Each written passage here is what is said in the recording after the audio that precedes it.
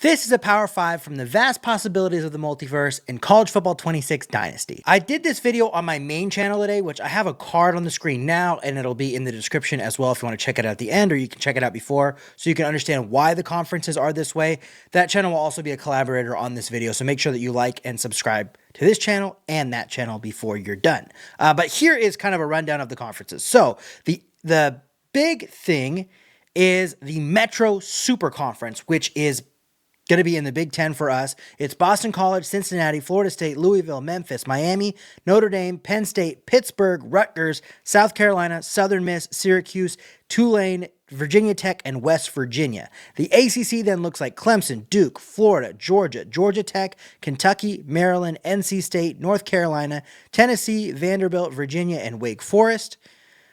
The Big 8 is another conference that we're putting in the Big 12. It's BYU, Colorado, Illinois, Iowa, Iowa State, Kansas, Kansas State, Minnesota, Missouri, Nebraska, Oklahoma, Oklahoma State, Utah, and Wisconsin. We then have the Pac-10, which would have expanded into Arizona, Arizona State, Cal, Indiana, Michigan, Michigan State, Ohio State, Oregon, Oregon State, Purdue, Stanford, UCLA, UNLV, USC, Washington, and Washington State. And then we have the Southwest Conference, who is going to be in the Southeast Conference. That's Alabama, Arkansas, Auburn, Baylor, Houston, LSU, Rice, SMU, TCU, Texas, Texas A&M, and Texas Tech. A few of the current power teams that were left out of this are Mississippi and Mississippi State, which both go to the Sun Belt to replace where Southern Miss would have been. We didn't move anybody from the Mountain West. We moved Northwestern into the MAC. We also added UCF and UConn to the American. UConn, of course, was not a power team, but it was an independent team. We didn't want to do any independent. So that is the conference layout. So I've got my Texas hat on, but I want to be outside of the Power 5. So we're going to go with North Texas, plus maybe North Texas is one of the teams that can make a run from outside of the Power 5. Since there are 5 power conferences, maybe we'll see no G5 teams make it in this time after we've had good success in G5 in the last couple of videos. But let's go ahead and simulate to the CFP and see what's going on. Okay, so we have the Notre Dame Fighting Irish at the top of our Metro Super Conference, which is interesting. They can go 7-0, and generally you don't see them ranked number 1. So this is definitely happening because of our conference realignment. We have Georgia, who is leading the ACC, Ohio State, who's in the Pac-12, or Pac-10 at this point, Clemson, who stayed in the ACC, Indiana in the Pac-10. So this is our first Big 8 team. This is our first SWC team. Interesting. Okay, so Texas is 5-2, but they're in 5th or 9th place in the conference. They lost to Auburn, and then they just lost to SMU by 2 in a 59-57 game. Holy shit. But then they get a win in the Red River Shootout. They have a crazy schedule. They have a win in the Red River Shootout. They beat Ohio State on the road. They beat Georgia on the road. Damn. This is a crazy, crazy schedule. They have 3 top 6 non-conference games, as well as a top 10 win over Texas Tech in conference by almost 40 points. Vanderbilt's a non-conference game too, so they had 4 non-conference games against power opponents. 3 of them are top 6 at the moment. That's a crazy schedule. I've never seen that. Okay, Indiana's 9-0. Texas Tech, I think, yeah, these are also Southwest Conference teams. Oregon is also 9th in the Pac-12. They lost to Ohio State by 3, and they lost. Okay, so they lost 2 games in conference to 2 top 5 teams. It's a very, very crazy way that this whole thing is going down. Okay. But what we're looking for is, okay, so Tulane, who is technically a power conference team in this because they're part of the Metro Super Conference, is our one classic G5 team that's in the top 25. But North Texas is 7-1 right now. They're probably not. Okay, so Mississippi State is technically a G5 team, but who else is receiving votes? Okay, 5 votes for North Texas. Miami of Ohio has 4 votes. Okay. All right. So, like we kind of expected, the G5 is kind of pushed out of this a little bit by the way we moved everything around because there's 5 power conferences. But definitely some crazy schedules and some really crazy rankings in the top 10. Let's go to the conference championship games and see what's going on there. All right, boys, you see it.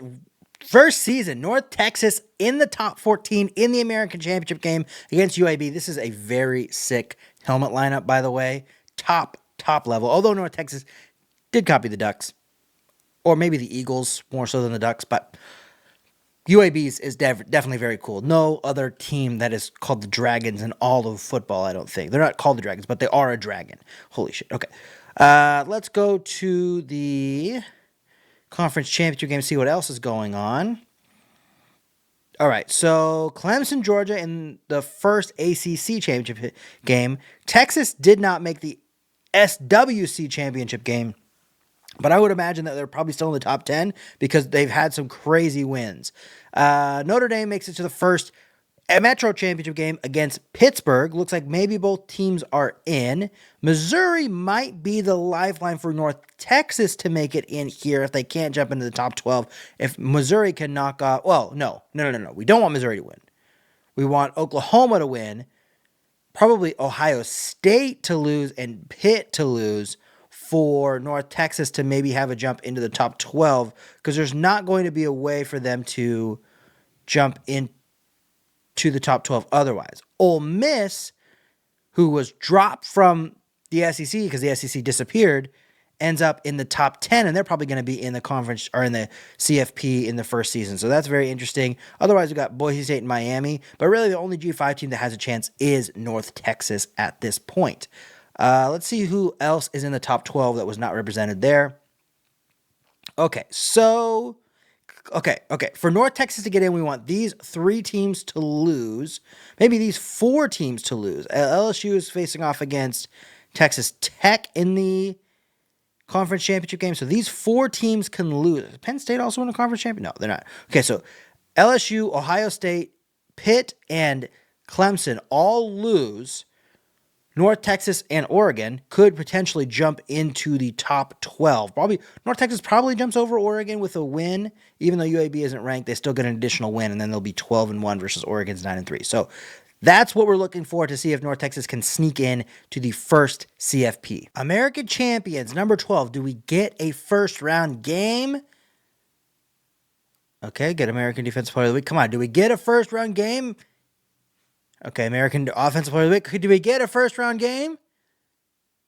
Okay, Broyles Award. Okay, that's pretty good. Never actually won a Broyles Award in a CFB sim, so that is very good. Do we get a first-round game?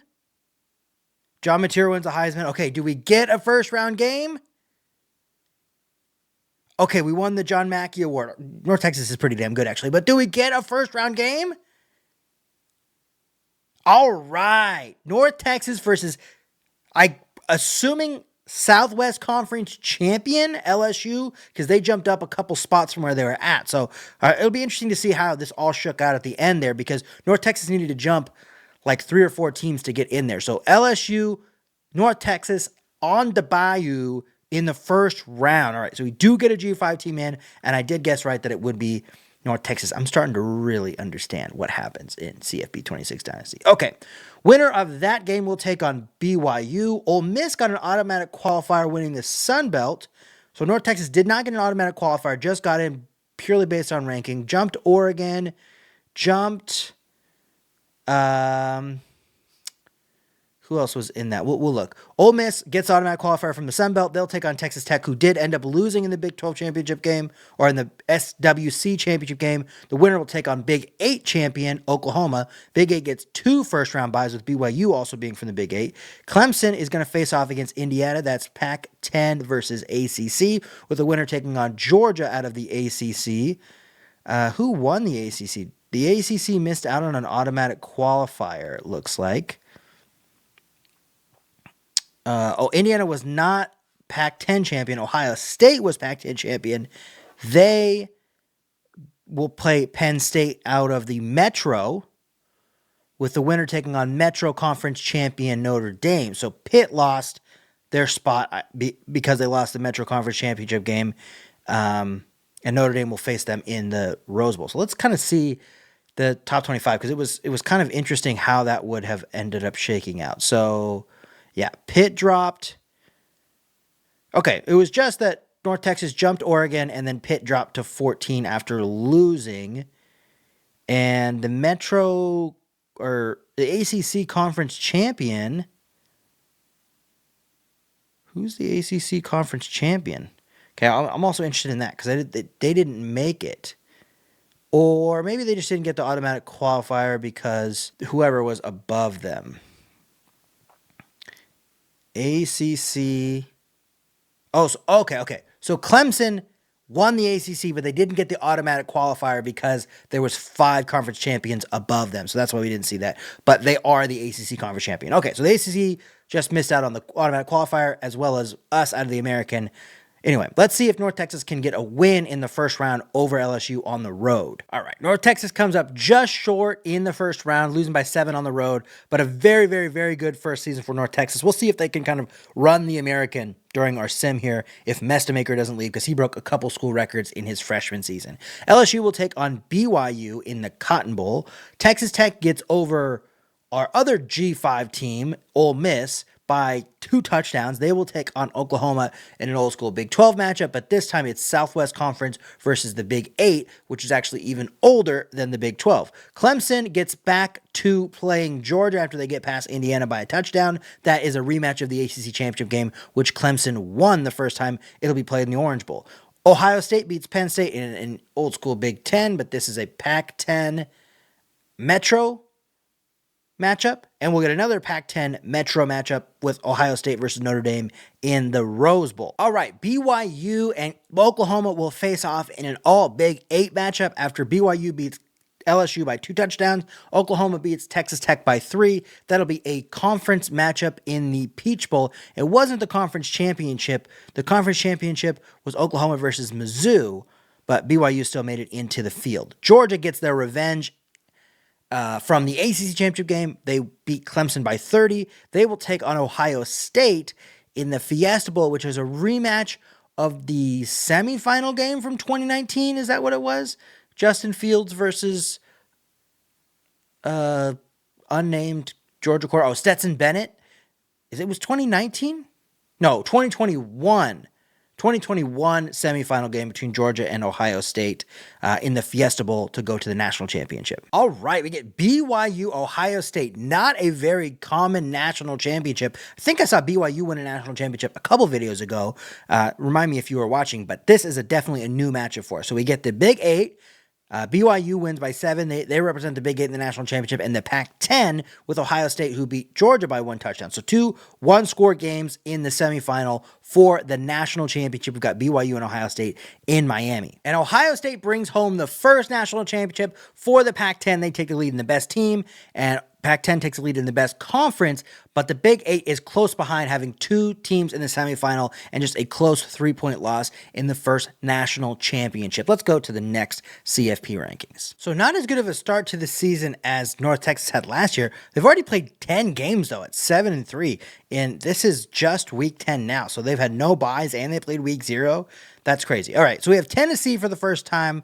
We didn't see them last year. They're in the top of the ACC and number 1 in the country. We got Michigan, who we didn't see last year. We got Oregon, who didn't make the playoff last year, but was up there. Indiana made the playoff last year. Clemson won the ACC last season. Pitt lost in the Metro Championship, otherwise they would have been in. There's our defending national champion. Boise State might be representing the G5 this year if they can have a few things happen ahead of them. We had technically 2 G5 teams last year with Ole Miss and North Texas both making it. Neither of those teams are in the top 25 currently, but Mississippi State is also, Ole Miss is in the top 25, just in the top 20, and then Mississippi State is up there as well in the Sun Belt. So Missouri was a team that just missed out last season as well. So we've got a few things going on here. I kind of want to look at the American to understand why it's down. Okay, UCF was one of the teams that we added in. They're 7-1. Who did they lose to? They lost by 17 to Pitt. So that would have been a big win there. Oh, and then they'll play North Texas next week. So we could see UCF start to make a push towards the top, but I don't think they have enough time to catch up with anybody in the top 12, considering they lost to Pitt. But let's go to the conference championships. All right, we got some action here. So it looks like Boise State is going to make it in. They probably need to win against New Mexico just to make sure that they make it in, but they should be in the top 12 at the end of the season there. Missouri, who lost last year's Big 12 championship game to go out, they should be in this year with a win for sure, but even if they don't win, they probably are in. We have a top 25 matchup in the American. UCF did end up winning out. They did end up beating North Texas, but that Pitt loss at the early part of the season is going to hurt them here. Speaking of Pitt, they're in a top 10 matchup against Miami. Tennessee has held on to the number 1 seed. Clemson was the defending ACC champion, so we'll see if they can pull that off. We don't see Ohio State here. Oregon and USC will be in the Pac-10 championship game. It'll be interesting to see where Ohio State was as our defending national champion. And but BYU was our runner-up last year. They're not going to make it in, regardless of what happens in that game. And then LSU should be a follow-up with their SWC national champion or conference championship from last season. Let's look to see if Ohio State maybe, because they were in the top 12 when we were originally looking at it, so maybe they stayed up there. They are 13. Okay, so a USC loss could really help these two teams. A USC loss, a Boise State loss could really, really help these two teams. Ohio State's really going to need some help out of the top. There are 5 teams ahead of them, but they really need some help. 2 of these teams need to lose big, and hopefully it's these 2 for Ohio State's sake to make it back and potentially have a chance at another national championship. But other than that, I think it's basically set. Alonzo Barnett goes to Tennessee and wins a Heisman, and they were the number 1 team in the country. I don't know if they won the ACC championship game, but they were the number 1 team in the country. I watched him for the first time in the Oregon JMU game the other day. He's pretty good. He definitely, at the end of the game, was getting things going against Oregon, so interesting, but I've never seen him win a Heisman. Okay, so North Texas goes to the Scooter Coffee Bowl. Good season, 8-4. So they're going to get a 9. They could get up to a 9-win season, but they don't get a back-to-back double-digit win, and they don't get back-to-back CFP appearances. We do get Boise State in for the G5. They're going to take on Oregon on the road in the first round, with the winner taking on Tennessee, who didn't end up winning the ACC. Miami ended up winning the ACC, so they ended up 12-1, not undefeated. South Carolina ended up getting in. Ohio State didn't get as much magic in front of them enough magic in front of them that they needed to get in. So we've got South Carolina and Michigan in the first round. Winner takes on LSU. USC ended up winning the Pac-10. They'll take on the Big 8 champion, Missouri, and the winner will take on the Metro champion, Miami. So who won the ACC championship? Doesn't look like it wasn't Georgia. The ACC champion doesn't make it in. Pitt will face off against Georgia, the winner taking on Auburn. Okay. So we had the Big 8. We had 2 Big 8 teams in the semifinal last year. We've only got Missouri from the Big 8 in this year. From the Pac-10, we've got Michigan, USC, Oregon. 3 teams out of the Pac-10. From the Metro, which I think is the most well-rounded conference in this year, we got South Carolina, Miami, and Pitt, all representing the Metro. For the ACC, we've got Georgia and Tennessee. And for the SWC, we've got Auburn, who was the conference champion, and LSU. And then we've got Boise out of the Mountain West. So the Pac-10 was the best conference from last season after winning.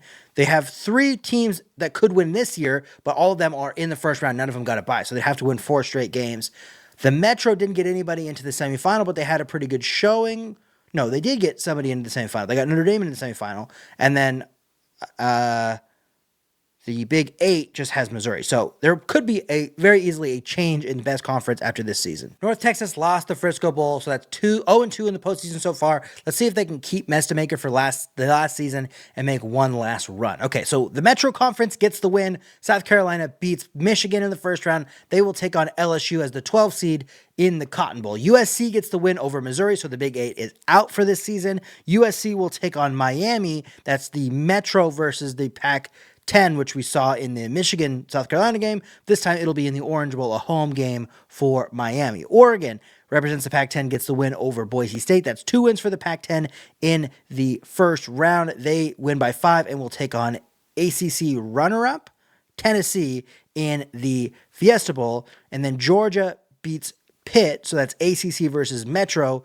They will take on Auburn in an ACC SWC matchup in the Peach Bowl, essentially a home game for Auburn, which is not great for, or home game for Georgia, which is not great for Auburn because they are the higher seed. South Carolina's putting the Metro on their back. 2 straight wins the 12th seed. They knock off LSU in the Cotton Bowl. They will go an all-Metro matchup in the Rose Bowl after Miami sneaks past USC in the Orange Bowl. So it's 1 versus 12, all-Metro matchup in the Rose Bowl. On the other side, we got the Pac-10, Oregon, who knocks off Tennessee out of the ACC.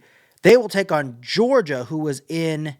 Okay, so no, Notre Dame did not make it. So the Metro didn't make it into the semifinal last season. They get 2 in the semifinal this season, which is what the Big 8 did last year. But this year, Georgia gets back to their second straight semifinal. They lost to Ohio State last year. They'll take on Oregon in the Sugar Bowl this season for the right to go to the national championship, which they failed to do last season. Georgia is denied once again. Oregon wins by 11. They will take on Miami, who represents the Metro in the national championship. So if Oregon gets the win here, the Pac-10 solidifies the best team in the video.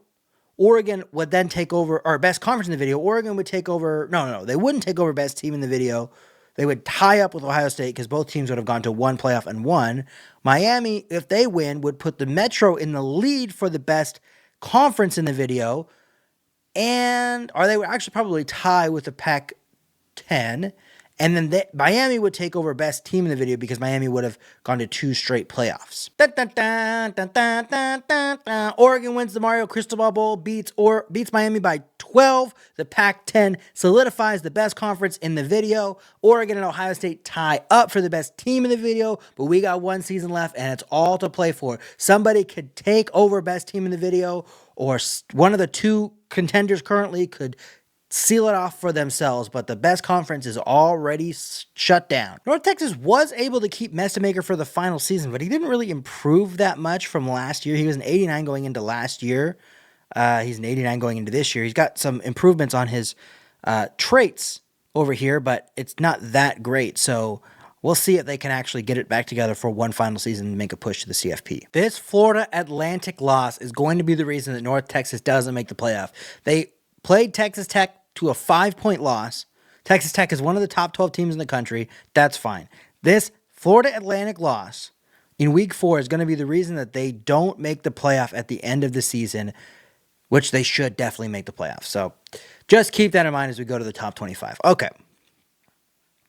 We've got A&M for the first time leading the SWC. We haven't seen them in the playoff yet. We've got Oklahoma State out of the Big 8, kind of towards the top of the country as well, undefeated. That is a surprise. Duke we see for the first time. Oregon just had a tough loss against California, which might keep them out of the playoff. Mississippi State for the first time. Mississippi State has been around the top 20.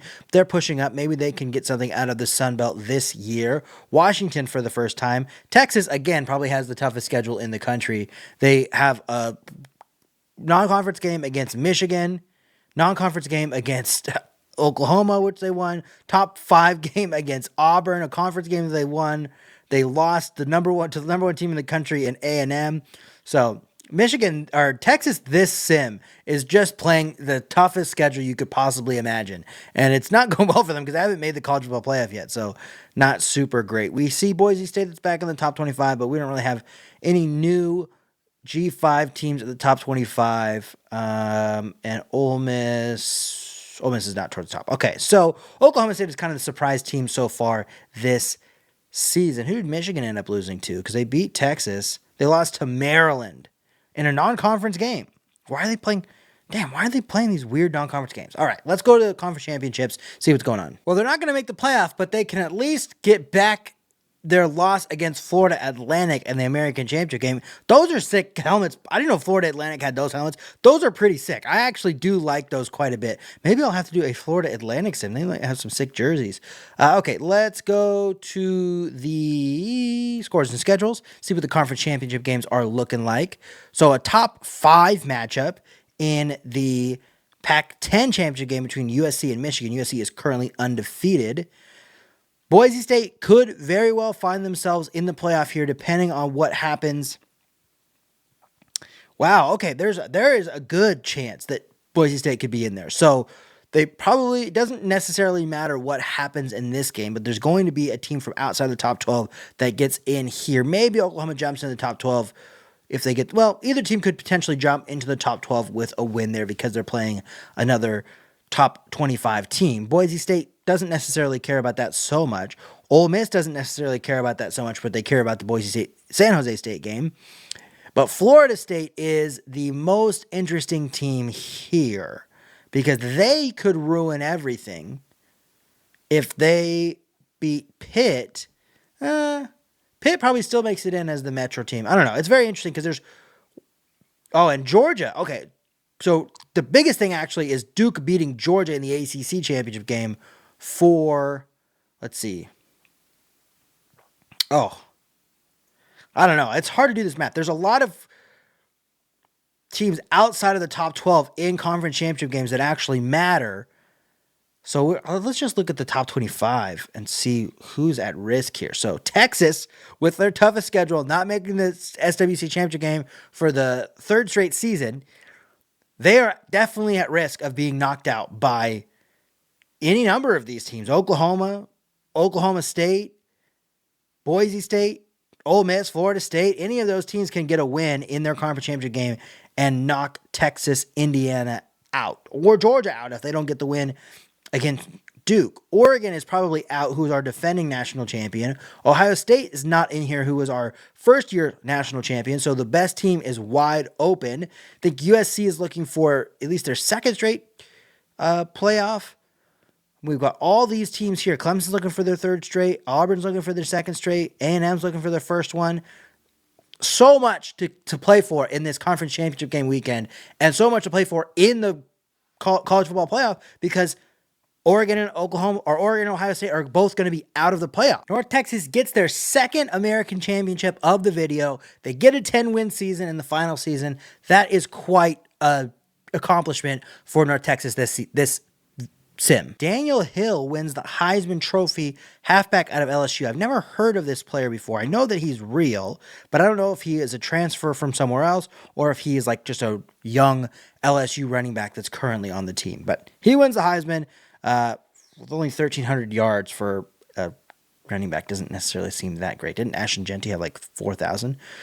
We get the Jet Award from Tyrone Kiki. That is a fake person.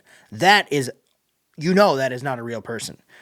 No one has that hair, and no one is named Tyrone Kiki. Texas does end up missing out on the CFP. We'll play Texas in the Lockheed Martin Armed Forces Bowl, which I'm going to go ahead and say this is the absolute worst bowl game that you could get into. Why does Lockheed Martin need a bowl game? The Armed Forces, okay, we're all for the Armed Forces, but who is watching this game and it's like, well, I need to go get me some Lockheed Martin. I need to go get me some ballistic missiles. Like, what is the advertising that Lockheed Martin needs to do in a bowl game? But there you go. We got Texas and North Texas in a Texas Bowl in the Lockheed Martin Bowl. CFP bracket, let's see it. Okay, so Oklahoma gets in from our kind of bunch there. Oklahoma ended up getting in. Auburn ended up getting in. Indiana ended up getting in. So there was a couple teams there at the bunch. So Boise State did not make it. Florida State did not end up getting the win in the Metro Bowl. Okay, so we got the ACC with Duke making their first appearance against Oklahoma, who was in the first time, and I think it was the number 1 seed in the first season out of the Big 8.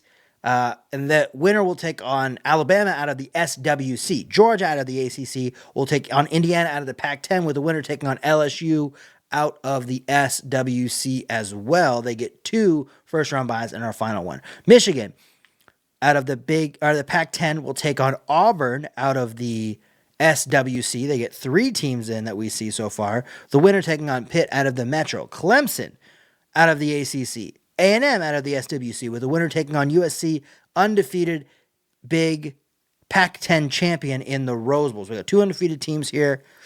It's really wide open. Pitt has made, I think, all 3. Yeah, Pitt has made all 3 CFPs out of the Metro, so they're in the running. Georgia has made all 3 CFPs out of the ACC. They're in the running. LSU has made 2. They're in the running. USC has made at least 2. They're in the running. Clemson has made all 3. They're in the running. Michigan has made 2. They're in the running.